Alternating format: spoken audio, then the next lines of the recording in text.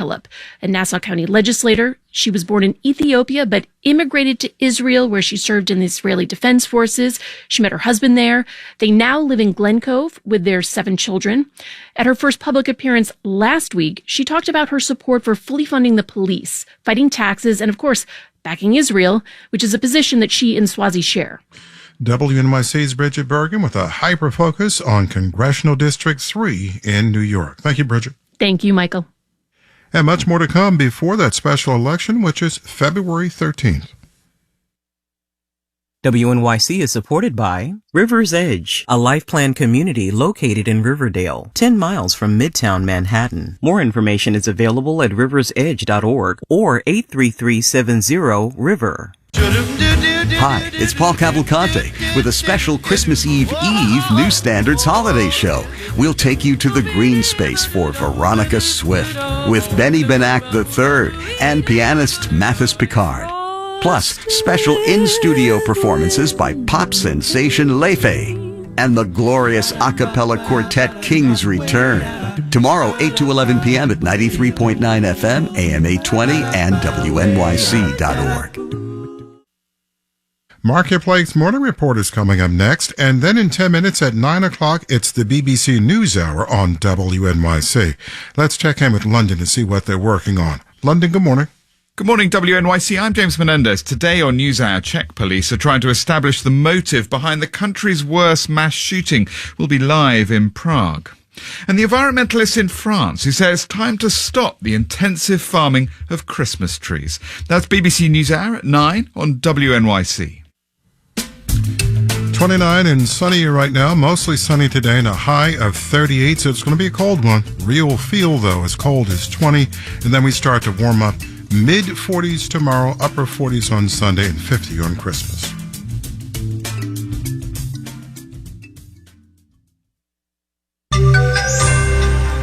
Why Cuba has lost 4% of its population to migration in the last 2 years. Marketplace Morning Report is supported by UKG, an HR payroll and workforce management solution designed to help make a fairy tale workplace a reality. UKG, our purpose is people. From Marketplace, I'm Sabri Benishore, in for David Brancaccio. Cuba in a moment, but first, let's talk homes. A lot of people are kind of stuck in their homes. They have low mortgage rates from years gone by, and they don't want to give those rates up for a new house with higher rates. That means a lot of the supply on the market has been coming from newly built homes.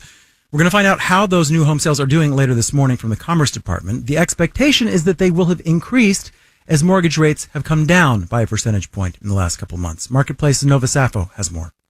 The average interest rate on a 30-year home loan is now at 6.8%, the lowest since June.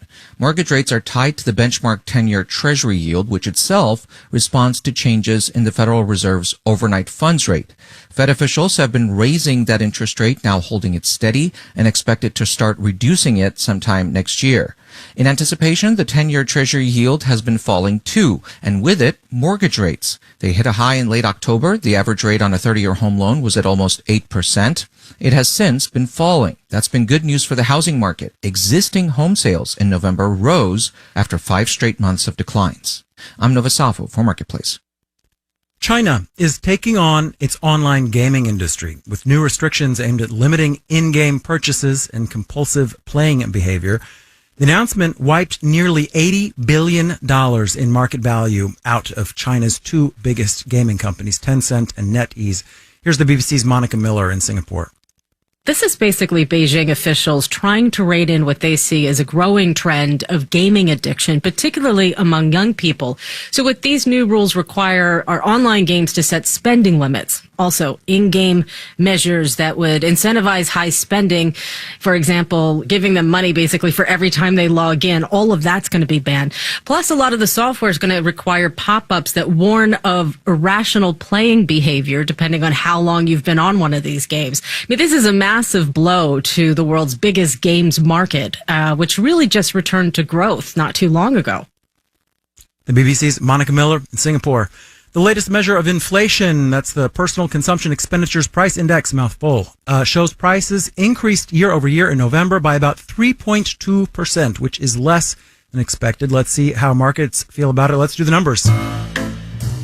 Dow and Dow and NASDAQ futures are up in around 0.1%, with the Dow future up 97 points. The S&P is also up barely. The yield on the 10-year Treasury is 3.874%. Marketplace Morning Report is supported by Schwab. Schwab knows that investors want control of their financial future. That's why when it comes to wealth management, Schwab is dedicated to giving investors more choices. More at schwab.com. Cubans are fleeing their country in droves. Around 400,000 Cubans came to the U.S. over the last 2 years. This wave has a lot to do with a deteriorating economic situation on the island. Guillermo Grenier is here to help us understand what's happening. He's a professor of sociology at Florida International University. Welcome. Great to be here. So Cuba has lost 4% of its population in 2 years as people leave. You just got back from a trip there. What is happening there that is driving so many people to leave? It's primarily an economy that just cannot get back to pre-2020 levels. And what's worse is there's no plan in sight. People are every day having a very rough time finding just the basics. Things are bad, but there seems to be a new sense of hopelessness. In so many places, there was a big comeback, economically speaking, after the pandemic. Why did that not happen in Cuba? It's a multitude of reasons. Since the 1990s, we've had two currencies where you have one for tourists, in essence, and the one that Cubans live their national economic lives with, the peso cubano. Economists from all over the world have been telling them, you have to unite this currency. This is ridiculous. Well, they did it, but they did it right in the middle of the pandemic. So inflation just went rampant. And then you had the fact that the economy had doubled down on tourism. And then all of a sudden, the pandemic was there and they had one trick pony economy and it didn't snap back. Since they doubled down on tourism, all other sectors of the economy suffered. I mean, Cuba's importing just about every food product that finally makes it into the street if it does. To return for a moment to this exodus of people, how is the Cuban government responding to that? So now they're thinking of immigration. Number one is a problem, which is kind of new in the sense that before there was always some justification, either blaming the U.S. policies of receiving how we receive Cubans, but now they see it as a problem. And then now they're saying, how can we maintain in touch with these folks that are leaving? It's not unusual to have expats that live in other countries. For Cuba it is, but in general in the world, that's a phenomenon that's been, long understood. Now they want to establish that link between the expat community, the diaspora community, and the country. The gut instinct is correct. I'm doing interviews of new arrivals here, and it's clear that their motivation to leave is dominantly economics. Economics in Cuba is not that separate from the government, given it's a centralized economy. So they blame the government for them having to leave, but it's because of economic reasons. And they're immediately thinking of how to do business back in Cuba. The bright side of this huge immigration is that in the long run, it might actually benefit the Cuban economic development. Cuba is not what you might call a market-embracing or market-oriented economy. Is the government there equipped with the tools necessary to kind of get out of this? Well, the short answer is probably no. Right now, there is a sense that the folks that want more opening up at the economy, particularly, have a leg up because the situation is so dire that folks are beginning to think somewhat outside the box. And creating these small business enterprises, the MIPYMES, that is a big step forward, and they are growing. There is a class structure being developed, not as quickly as during the Obama years, but even now you do have these private sector enterprises that are beginning to grow. Guillermo Grenier is professor of sociology in the Department of Global and Sociocultural Studies at Florida International University. Professor Grenier, thank you so much. Thank you for having me.